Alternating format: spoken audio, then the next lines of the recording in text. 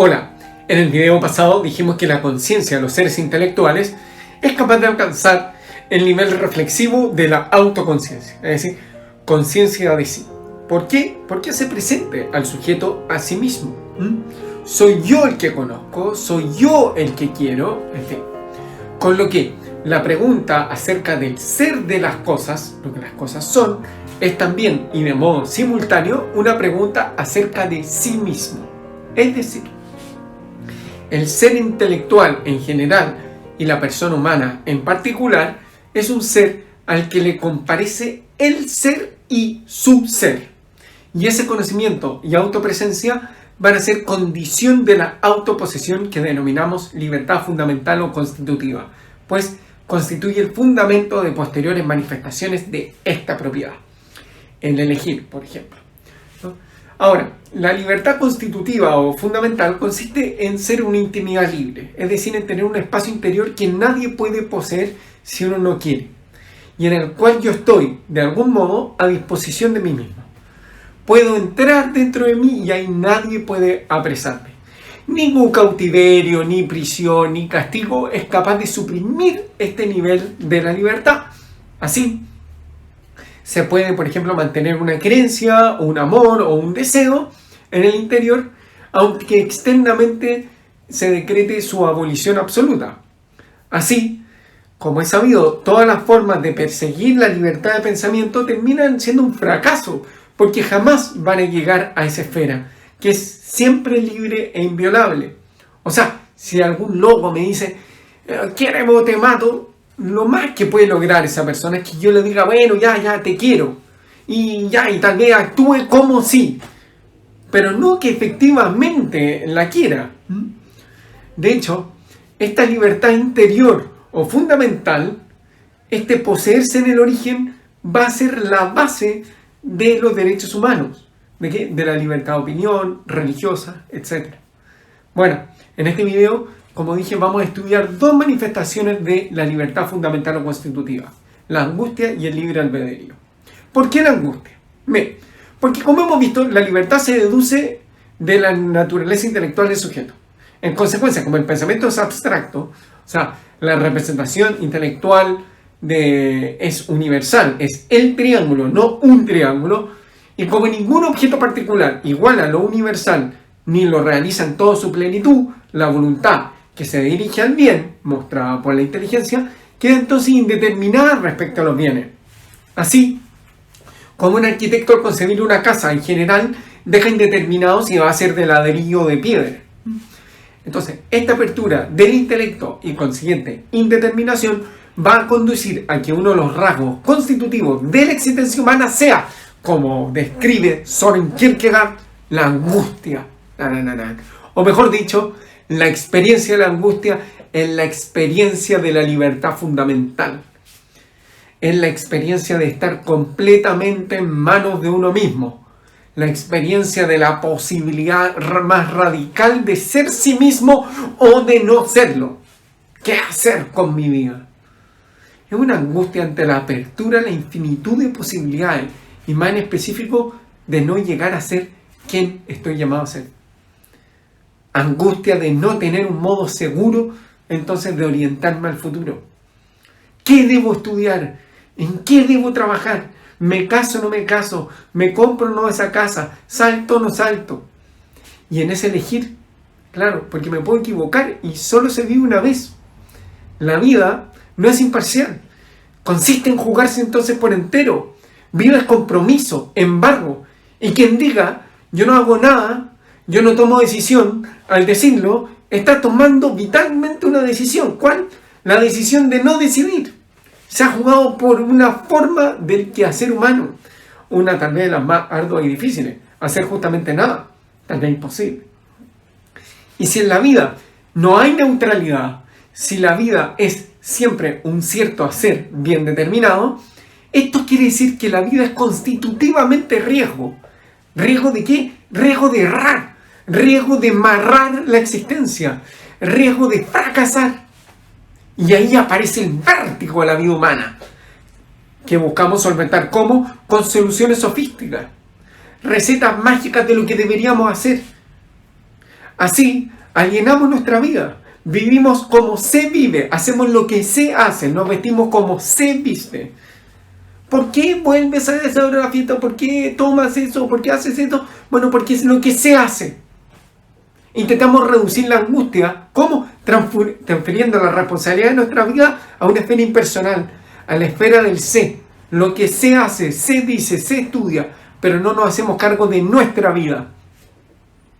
Una segunda manifestación de la libertad fundamental es la elección o proairesis. A este segundo momento también se le llama libre albedrío o decisión deliberada. ¿Qué es lo que queremos decir con ella? Como sabemos, los deseos son como los motores de la acción. Sin embargo, en ocasiones pueden estar en conflicto.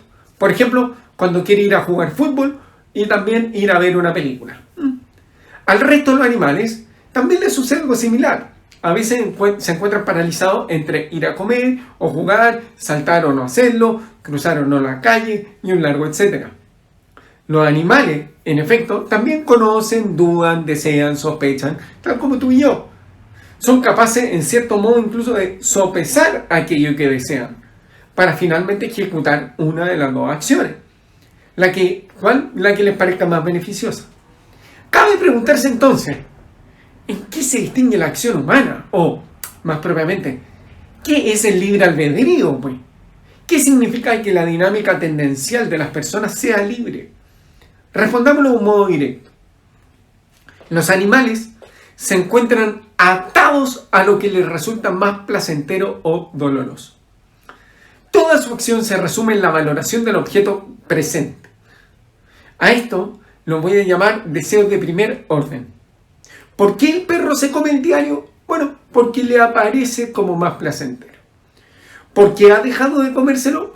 Bueno, porque mediante reforzamiento positivo, es decir, premio, o negativo, castigo, ya no le aparece como más agradable. Dicho de otra manera, los animales solo actúan bajo el horizonte de lo agradable y desagradable. Las personas, en cambio, el asunto es más complejo. Un chocolate se puede presentar como muy placentero, pero como malo.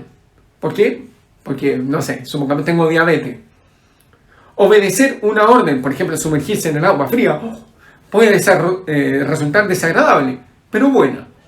Es decir, lo placentero y doloroso se presenta en el plano sensible, pero lo bueno y lo malo en el intelectual. Deseos de segundo orden.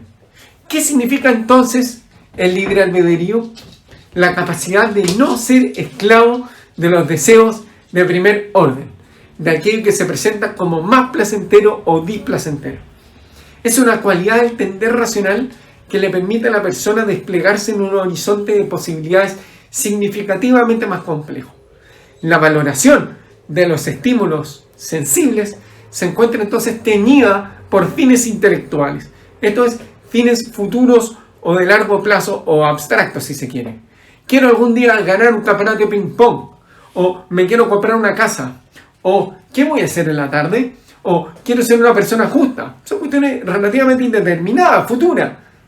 Todos estos son fines que trascienden la experiencia sensible de aquí y ahora.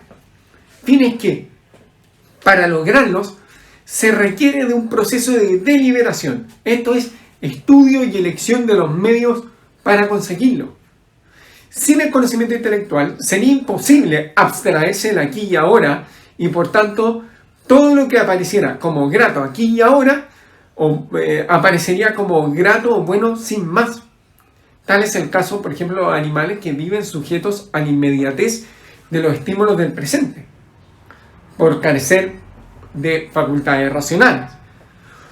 Una persona, en ese sentido, que quiera comprar una casa, tiene que ahorrar.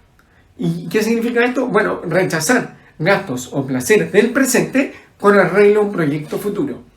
A esa capacidad de someter los deseos de primer orden a unos de segundo orden, coloquialmente se le llama fuerza de voluntad. La voluntad va a ser entonces la facultad que no está restringida a la alternativa agradable-desagradable. Puede rechazar lo placentero cuando se considera lo desagradable como objetivamente bueno. Voluntad es entonces un tender guiado por la razón. A esos procesos mucho más complejos y sofisticados de deliberación que permiten entonces establecer la adecuada secuencia de pasos a desarrollar y no verse atados a los estímulos del presente, le llamamos capacidad de elección o libre albedrío. Es decir, a diferencia del animal cuyo comportamiento se encuentra determinado por aquello que se le presenta como más placentero o doloroso aquí y ahora, la acción humana también se encuentra determinada, pero no de un modo unívoco, es decir, no siempre del mismo modo. Es necesario insistir en este punto. El libre albedrío no es una pura indeterminación, no es que la actividad libre sea indeterminada. Lo que quiere decir esta manifestación es que su determinación no es unívoca, es decir, no se cristaliza siempre del mismo modo, de tal manera que ésta puede haberse determinado de una u otra forma. De modo que la actividad libre tampoco surge por casualidad. De lo contrario, no cabría pedir responsabilidad por ella, ni sería fuente de mérito o demérito, ni objeto de consejo, etc. La libertad no implica privación de causa. Por el contrario, supone una relación de causalidad.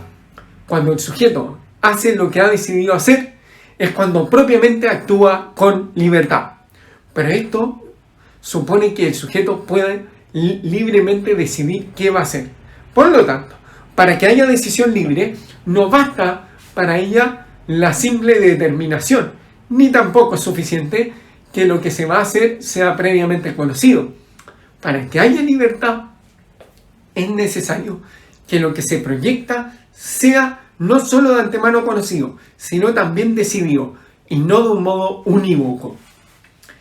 El viviente humano actúa entonces mediado por los fines de la especie, pero no actúa necesariamente por ellos. Su obrar, insisto, no es unívoco. El ser humano, en virtud de su grado de inmanencia, es capaz de fijarse fines a sí mismo. Pero esa capacidad, como decía en el video anterior, no es absoluta. No se da con total independencia de condicionamientos filogenéticos, físicos y sociales. El ser humano no es solo persona, un ser espiritual, sino también humana.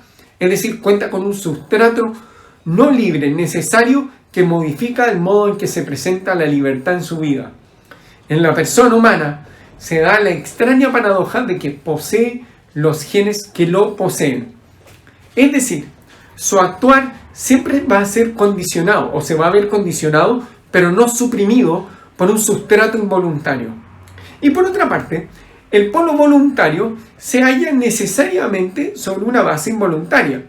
Es decir, tengo una manera mía de elegir libremente que no he elegido. Este determinismo de mi temperamento afecta más a la forma de mi elección que a su contenido. Es decir, podré ser valiente o cobarde, veraz o mentiroso, pero siempre lo voy a hacer con la tonalidad propia de mi temperamento. Seré más coléricamente cobarde o valiente, o apasionadamente mentiroso o veraz. Bueno, en el siguiente video vamos a comenzar a examinar el análisis contemporáneo de la libertad, que se remite casi exclusivamente a la dimensión electiva.